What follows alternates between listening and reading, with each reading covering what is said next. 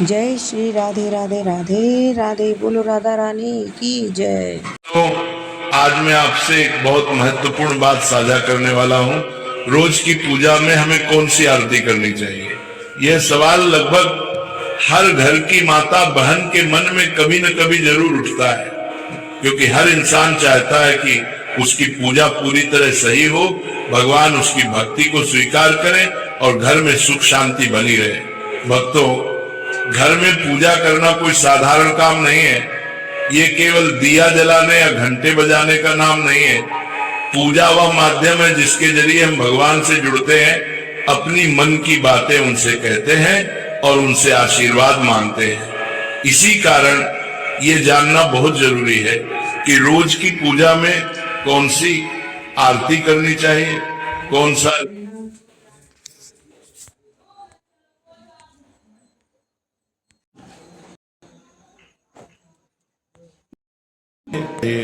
आरती कब करनी चाहिए, पूजा की शुरुआत कैसे होनी चाहिए, कौन से नियम जरूरी है और कौन सी आरती रोज करने से घर में बरकत बढ़ती है। भक्तों, हर घर में पूजा का स्थान बहुत पवित्र होता है। ये घर का वो कोना है जहाँ भगवान रोज बैठकर आपकी प्रार्थनाएं सुनते हैं। जिन घरों में सुबह शाम भगवान के सामने धूप जलता है, आरती होती है, वहाँ के आधे से ज्यादा कष्ट और बाधाएं वैसे ही दूर होने लगती, क्योंकि जहाँ रोज भगवान का स्मरण होता है वहाँ नकारात्मकता टिक ही नहीं सकती। इसीलिए पहला और सबसे जरूरी नियम, पूजा जितनी जल्दी हो सके सुबह के समय कर लेनी चाहिए। सुबह का समय सबसे पवित्र माना जाता है। वातावरण शांत रहता है और मन भी स्थिर होता है। इस समय की पूजा का फल कई गुना बढ़ जाता है। इसीलिए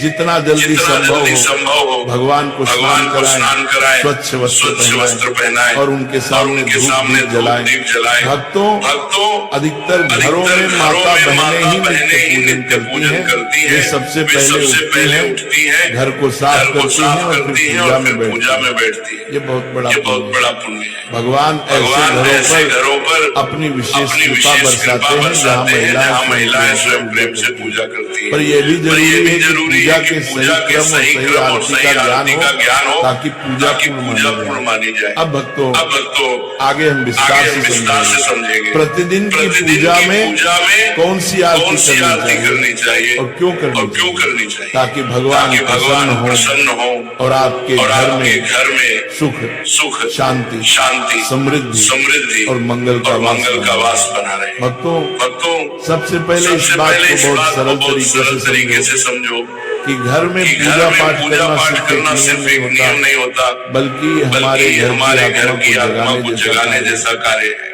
हर घर में माताएं और बहनें बहुत श्रद्धा से ये जिम्मेदारी निभाती हैं और कई घरों में पुरुष भी पूरी निष्ठा से भगवान की पूजा करते हैं। लेकिन पूजन का सही फल तभी मिलता है जब हम इसे समय पर सच्चे मन से और शुद्ध तरीके से करें। सुबह की पूजा कोई भारी काम नहीं है, केवल एक साधारण सा नियम याद रखना है। सुबह 7 बजे से 8 बजे के पूजा पूरा कर लेना चाहिए। इस समय की पूजा घर में शांति सुख और बरकत को स्थिर करती है और भगवान का आशीर्वाद समय पर प्राप्त होता है। अब भक्तों, शाम की पूजा का महत्व और भी अधिक है जब सूरज ढलने लगता है और घर में हल्की सांझ उतरती है।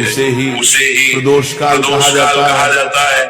शास्त्रों में साफ लिखा गया है कि अंधेरा होने से पहले घर में दीपक अवश्य जल जाना चाहिए। अगर अंधेरा फैल जाए और दीपक न जले तो नकारात्मक ऊर्जा घर में जगह बना लेती है। लेकिन प्रदोष काल में मंदिर में और घर की चौखट पर दीपक जला देने से घर में देवताओं का आशीर्वाद स्थिर हो जाता है। कष्ट हल्के पड़ने लगते हैं और मन में अनोखी शांति उतर आती है। भक्तों, पूजा का दूसरा महत्वपूर्ण नियम है कि पूजा हमेशा स्नान करके और साफ कपड़े पहनकर ही करनी चाहिए। कई बार लोग जल्दबाजी में बिना स्नान किए भगवान को छू लेते हैं या पूजा शुरू कर देते हैं, लेकिन शास्त्रों में स्पष्ट रूप से मना किया गया है। भगवान को पिता के समान माना जाता है, इसलिए उनके सामने स्वच्छ और पवित्र होकर ही जाना चाहिए। अब बात आती है उस बड़े प्रश्न की जो अधिकांश माताएं बहनें पूछती हैं, प्रतिदिन किन देवी देवताओं की पूजा करनी चाहिए। भक्तों शास्त्रों में पंचदेवों की पूजा को सर्वोत्तम बताया गया है। इन पंचदेवों में भगवान गणेश, सूर्य देव, भगवान विष्णु, माता लक्ष्मी और भगवान शंकर शामिल है। इनकी प्रतिदिन पूजा करने से घर में सुख समृद्धि, सुरक्षा, धन, बुद्धि और शांति के द्वार खुल जाते। कई माताएं यही पूछती है कि क्या सोमवार को शिव जी, मंगलवार को हनुमान जी, बुधवार को गणेश जी, अलग अलग दिन अलग अलग देवताओं की पूजा करनी चाहिए। भक्तों ये तरीका गलत नहीं है, लेकिन इसे दैनिक पूजा का नियम नहीं बनाना चाहिए। अगर आपने कोई उपवास रखा जैसे मंगलवार का, गुरुवार का या किसी अन्य दिन का, तो उस दिन उस देवता की विशेष पूजा कर सकते हैं, लेकिन नियमित दैनिक पूजा में पंचदेव की उपासना ही करनी चाहिए। और इनमें भी भगवान गणेश और सूर्यदेव की पूजा सबसे पहले करना अनिवार्य माना गया। भक्तों एक और आम सवाल है। गुरुजी सुबह बहुत व्यस्तता रहती है, नौकरी, बच्चे, घर का काम, ऐसे में लंबी आरती का समय नहीं मिलता। तो इसका सीधा और सरल समाधान है, यदि समय कम हो तो भी पूजा को कभी छोड़ना नहीं है। स्नान करके मंदिर में घी या तेल का दीपक जला दें, धूप या अगरबत्ती लगा दें और मन से भगवान को प्रणाम कर ले। भगवान भाव के भूखे हैं, बड़े अनुष्ठान या लंबी आरती के नहीं, आपका सच्चा मन ही उनकी सबसे बड़ी पूजा है। भक्तों सुबह पूजा शुरू करने से पहले सबसे बड़ा और जरूरी नियम यही है, सबसे पहले अपने पूजा मंदिर को अच्छे से साफ किया जाए। मंदिर की सफाई कोई साधारण काम नहीं है, ये भगवान का स्वागत जैसा होता है। इसलिए किसी साफ कपड़े से मंदिर की धूल हटा दीजिए, वहाँ की जगह को पवित्र कर दीजिए, ताकि जब आप भगवान की आराधना करें तो वातावरण बिल्कुल शुद्ध और दिव्य लगे। भक्तों यदि आपके मंदिर में लड्डू गोपाल जी विराजमान है तो उन्हें प्रेम से स्नान कराइए। ये स्नान केवल जल का नहीं होता, ये भाव का स्नान होता है। इसमें आप अपना स्नेह, अपनापन और श्रद्धा उन्हें अर्पित करते हैं। यदि शिवलिंग रखा हुआ है तो उस पर शुद्ध जल चढ़ाना अत्यंत शुभ माना जाता है। अन्य देवी देवताओं को भी भावपूर्वक जल के छींटे लगाकर दिन की शुरुआत की जा सकती है। अब भक्तों यदि आप चाहें तो पूजा में फूल अर्पित करना बहुत शुभ माना जाता है। फूल भगवान की कृपा, पवित्रता और हमारे मन की सुंदरता का प्रतीक है। प्रतिदिन सुबह मंदिर में एक लोटा जल भरकर रखना भी जरूरी है। शास्त्रों में कहा गया है कि मंदिर में रखा हुआ जल घर की नकारात्मक ऊर्जा को दूर करता है और घर में शांति बनाए रखता है। यदि आपके घर पर दक्षिणावर्ती शंख रखा है तो उसमें भी जल अवश्य भरे। ऐसे शंख में भरा हुआ जल बहुत शुभ और ऊर्जा बढ़ाने वाला माना गया है।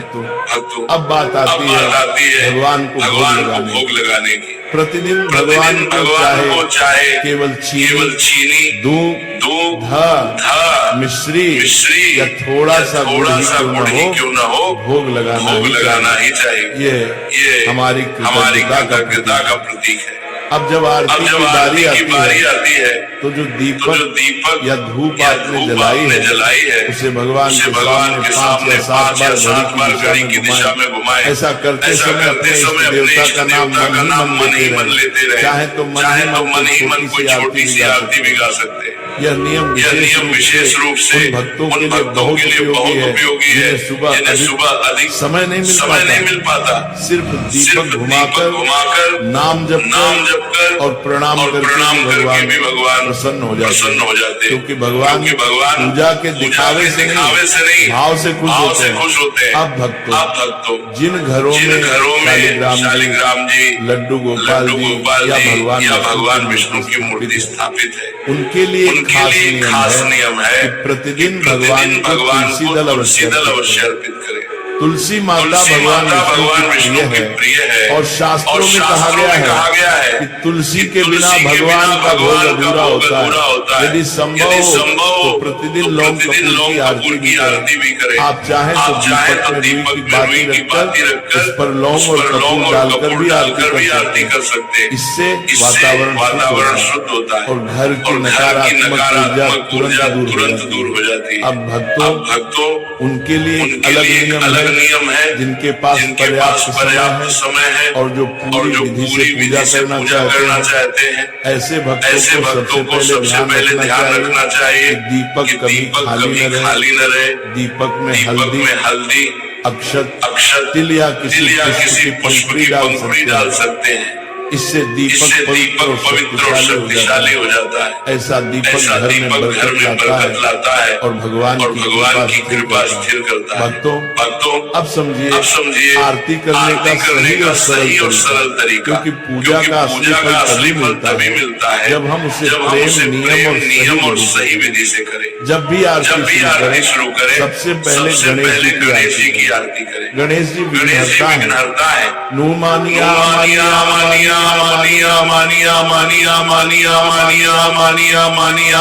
और किसी भी पूजा का शुभारंभ उनके बीच ना अधूरा माना जाता है। उसके बाद आप जय जगदीश हरे या कोई भी सार्वभौमिक आरती कर सकते हैं। लेकिन भक्तों अगर आपके देवता शिव जी हैं, कृष्ण है, दुर्गा माता है या कोई और देवी तो पहले या बाद में उनकी आरती अवश्य करें। ध्यान रखने वाली एक महत्वपूर्ण बात यह है कि पूजा के नियम ऐसे बनाए जिन्हें आप रोज निभा सके। ऐसा न हो कि एक दो दिन नियम निभाए और फिर व्यस्तता के कारण कई दिन पूजा रुक जाए। भगवान नियम से प्रसन्न होते हैं, दिखावे से नहीं। इसलिए भक्तों रोजाना से एक या दो आरती का नियम रखिए जिसे निभाना आसान है। अब भक्तों कई बार ऐसा होता है कि सुबह बहुत जल्दी होती है या ऑफिस काम के कारण समय नहीं मिलता। ऐसे में आप अगर गणेश जी की पूरी आरती नहीं कर पा रहे हो, चिंता मत कीजिए। आरती से पहले केवल इतना बोल दीजिए श्री गणेशाय नमः या ओम गणपतये नमः। बस गणेश जी का ध्यान कर लीजिए, आपकी पूजा पूर्ण हो जाती है। अब भक्तों कपूर की आरती की बात बड़ी खास है। कई भक्त हर दिन कपूर जलाकर आरती करते हैं। तो कपूर आरती हमेशा इस तरह करें, दो लौंग और दो कपूर के टुकड़े दीपक में या थाली में रखकर भगवान की आरती करें। लौंग कपूर जलाने से घर की नकारात्मक ऊर्जा तुरंत खत्म होती है। वातावरण शुद्ध होता है और देवी देवता प्रसन्न होते हैं। शास्त्रों में कहा गया है कि कपूर जलाना घर की पूरी शक्ति को भस्म कर देता है और सकारात्मकता कई गुना बढ़ जाती है। कपूर आरती के बाद ये पवित्र मंत्र अवश्य बोलें। कर्पूर गौरम करुणावतारम संसार सारम भुजगेंद्र हारम सदा वसंतम हृदयारविंदे भवम वाणी सहितम नमामि। ये मंत्र बहुत शक्तिशाली है और इससे सभी देवी देवताओं की आरती पूर्ण मानी जाती है। इसके बाद आरती को थोड़ा ठंडा कर ले। फिर भक्तों 3 बार आरती को अपने ऊपर से उतार कर ग्रहण करें। इससे भगवान का आशीर्वाद सीधे आपके जीवन में प्रवेश करता है। जय श्री राधे राधे राधे राधे। बोलो बांके बिहारी लाल की जय। बोलो राधा रानी की जय।